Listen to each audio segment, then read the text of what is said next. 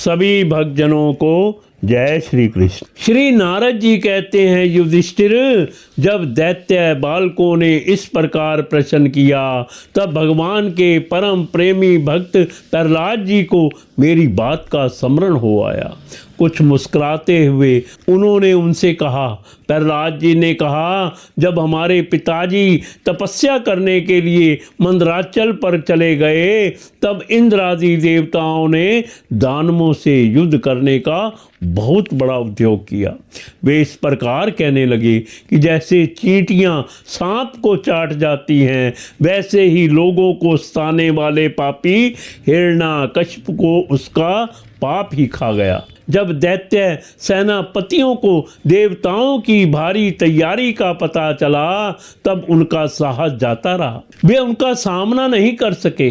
मार खाकर स्त्री, पुत्र, मित्र, गुरुजन, महल, पशु और साज सामान की कुछ भी चिंता ना करके वे अपने प्राण बचाने के लिए बड़ी जल्दी में सब के सब इधर उधर भाग गए। अपनी जीत चाहने वाले देवताओं ने राजमहल में लूट खटसोट मचा दी।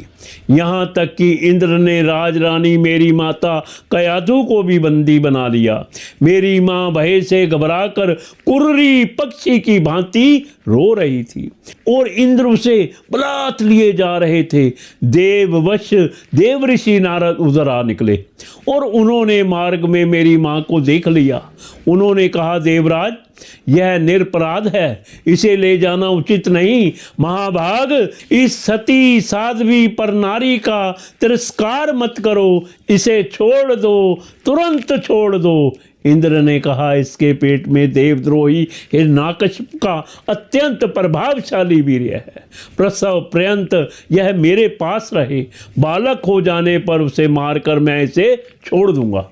नारद जी ने कहा, इसके गर्भ में भगवान का साक्षात परम प्रेमी भक्त और सेवक अत्यंत बली और निष्पाप महात्मा है। तुम में उसको मारने की शक्ति नहीं है। देवऋषि नारद की यह बात सुनकर उसका सम्मान करते हुए इंद्र ने मेरी माता को छोड़ दिया और फिर इसके गर्भ में भगवत भक्त है, इस भाव से उन्होंने मेरी माता की प्रदक्षिणा की तथा अपने लोक में चले गए। इसके बाद देवऋषि नारद जी मेरी माता को अपने आश्रम पर लिवा गए और उसे समझा बुझाकर कहा कि बेटी, जब तक तुम्हारा पति तपस्या करके लौटे तब तक तुम यहीं रहो। जो आज्ञा कहकर वह निर्भयता से देवऋषि नारद के आश्रम पर ही रहने लगी और तब तक रही जब तक मेरे पिता घोर तपस्या से लौट कर नहीं आए। मेरी गर्भवती माता मुझ गर्भस्थ शिशु की मंगल कामना से और इच्छित समय पर अर्थात मेरे पिता के लौटने के बाद संतान उत्पन्न करने की कामना से बड़े प्रेम तथा भक्ति के साथ नारद जी की सेवा शुश्रूषा करती रही। देवऋषि नारद जी बड़े दयालु और सर्वसमर्थ हैं। उन्होंने मेरी माँ को भागवत धर्म का रहस्य और विशुद्ध ज्ञान दोनों का उपदेश किया।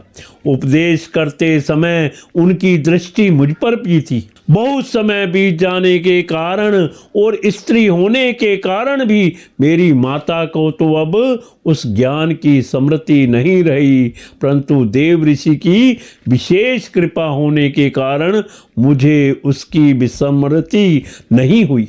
यदि तुम लोग मेरी इस बात पर श्रद्धा करो तो तुम्हें भी वह ज्ञान हो सकता है, क्योंकि श्रद्धा से स्त्री और बालकों की बुद्धि भी मेरे ही समान शुद्ध हो सकती है। जैसे ईश्वर मूर्ति काल की प्रेरणा से वृक्षों के फल लगते, ठहरते, बढ़ते, पकते, क्षीण होते और नष्ट हो जाते हैं, वैसे ही जन्म, अस्तित्व की अनुभूति, वृद्धि, परिणाम, श्रेय और विनाश, ये 6 भाव विकार शरीर में ही देखे जाते हैं। आत्मा से इनका कोई संबंध नहीं है।